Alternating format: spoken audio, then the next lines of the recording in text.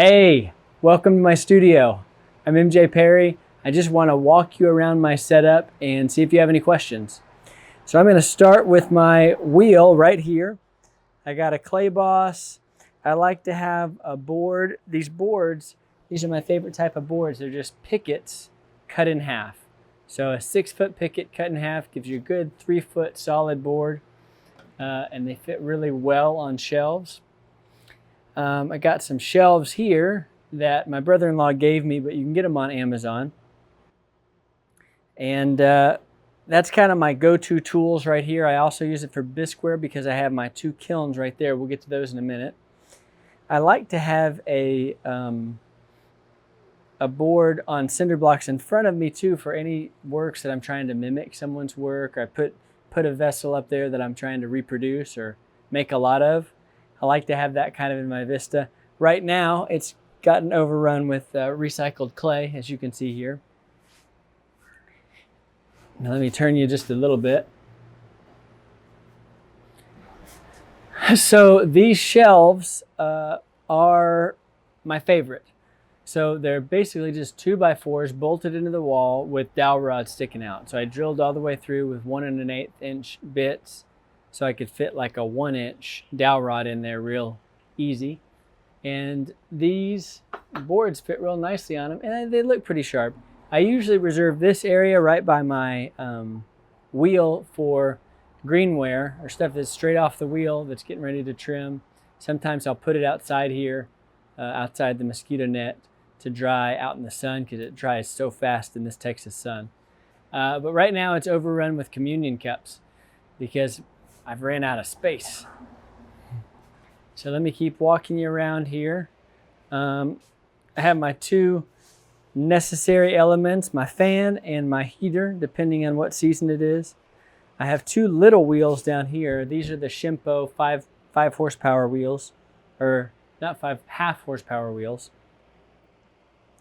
And then some recycled clay, my Giffen grip, and then I got a bunch of materials. I got a bunch of other materials over here I'm waiting to put in these little boxes like this. But I like having the materials right here because it makes it, I can just, like if I have my clay recipe book, it's my library right here. So, oops, up the daisy. So if I have my John Britt Cone 5 glazing book, which is my favorite book, I highly recommend it. Check the comments below for the link. I can just go through and see all the elements in, say, this glaze, and I'll just put them off and put them on my desk here.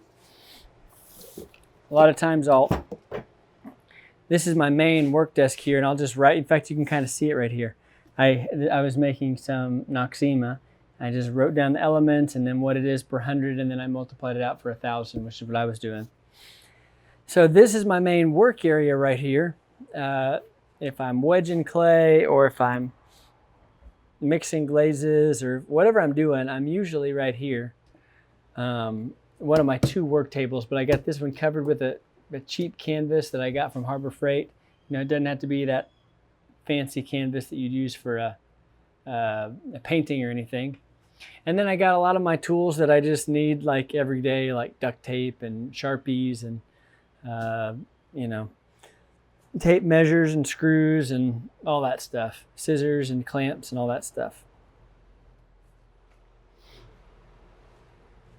All right, let's go over here to these. I don't know if you can see these right here. These bins, how many gallons? They're 16-gallon bins, and let me show you inside here. So they will stay good. I think I haven't opened this thing. I don't think I've opened this thing for at least a couple months. These were some mugs. I was doing some faceted mugs. These are still leather hard. I could attach a handle to these right now because you get a good tight fit on here and it'll stay good for a long time. Sometimes there's a little hole right here on the edge that you have to put a little tape over, but it works great. And so I have greenware that I haven't done, whatever. It's usually mugs that I'm waiting to put handles on because I don't do that. I don't do it as often as I need to do it. let's continue on over here.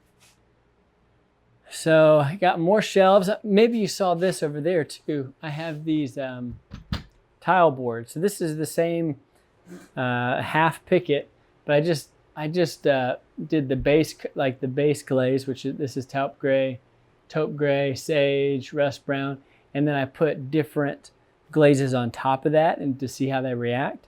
You know, you dip it once, twice, and you can get a whole.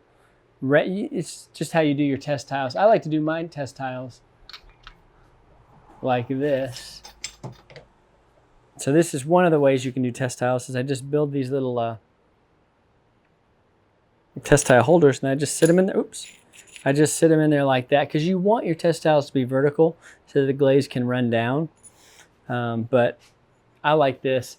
I got these squares by, let me see if I have any handy here. Yeah, so I keep, these are like my shelving unit. So it's basically just a cookie cutter. I 3D printed this, the size that I wanted. And then I have a bunch of these. I'll just throw a slab, push it down there, wait a few minutes, take it out of the cookie cutter, and then I'll let it sit a little bit, and then I'll just put a stamp. Oops. Put a stamp in there. I have a Waco stamp also that I 3D printed, because we're here in Waco. And that kind of shows you how the glaze will run over texture. Okay, what else we got? I got plastics in here. Usually when I get my old bags of clay, when I get done with them, I'll cut them, you know, down the side and down the bottom seam. So I have a flat piece of plastic, or I'll just leave them as a bag, because you always need good bags. Again, more shelves. I have them on dollies so they can roll real easy, you know, roll in and out of there. I got a lot of weight in there, but different tools that I need. These, let me see if I use these sometimes when I'm glazing mugs. I have the same size dowel rods that I'll put it up like right here. I'll put it up right here, and I'll just stick those dowel rods in. Not with these. I have a bunch that don't have those on there. I'll stick them in, and then when I dip, I can just put it on there, so it's not gonna,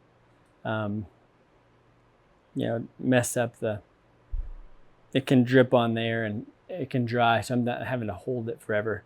Why does this have this pad on here? A lot of times when I'm stamping the bottom with my stamp, I'll set the mug on top, and so it has something to press against, and then I'll press the stamp at the base of the mug, and I have my impression on there. All right, so let's continue. Here's another work area, another work table, no canvas on it, but I use this. A lot of times I use it in glazing, these three in combination. This is a work table.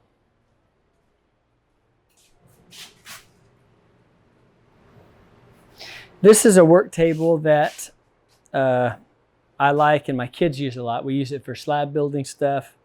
It's usually for slab building, actually. It's on wheels. And, oops, and I store things down here. These are some wooden bats. I got tools on the other side. More shelving. A lot of my glaze elements are down here, in addition to over there. Like this is like the overflow. And then these are some of the nicest shelves I got. I think these are about 80 bucks on Amazon. And I like them a lot. And they have this plastic cover. I use this one. I have 3 of these in the garage and then 1 at my folks' house. I use this for plaster molds, for drying them and then for storing them too.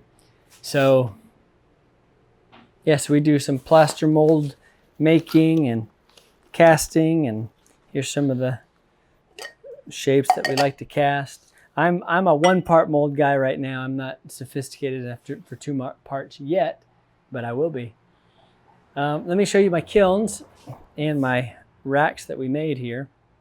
Okay, so these are my kilns. These are Olympic kilns. I think they're about 3.5 gallons, cubic feet rather.